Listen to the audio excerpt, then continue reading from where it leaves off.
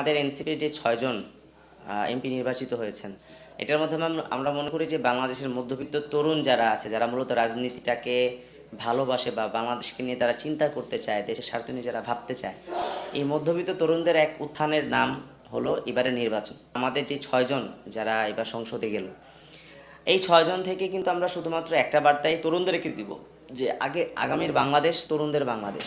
আপনারা যদি রাজনৈতিকভাবে সচেতন হন, তাহলে আপনাদেরকে আর গোলামের জীবন অতিবাহিত করতে হবে না। আপনাদেরকে কিন্তু গোলাম বানিয়ে রাখা হয়েছে, তরুণদের সবসময় গোলাম বানিয়ে রাখা হয়। এই তরুণদেরকে যে গোলাম বানিয়ে রাখার যে বন্দোবস্ত, সেই বন্দোবস্তের বিরুদ্ধে কিন্তু আমাদের অবস্থা। আমাদের তরুণরা যখন সংসদে তারা কথা বলবে, তখন তারা শুধু এনসিপির না, আমরা সারা বাংলাদেশের তরুণ প্রজন্মের প্রতিনিধি হিসেবে আমরা কথা বলবো। আগামীর বাংলাদেশের প্রতিটি স্তরে স্তরে স্তরে স্তরে আমরা তরুণদের নেতৃত্ব চাই। কারণ তরুণরা যখন নেতৃত্বে আসবে, তখন তারা পুরাতন একটা কাঠামোকে ভাঙতে পারবে।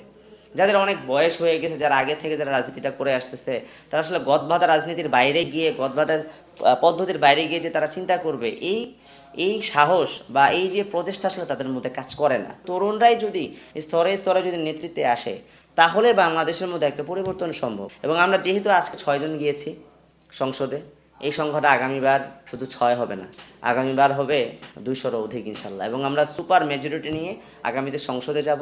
আগামী সংসদ নির্বাচনে আমরা এককভাবে সরকার গঠন করব।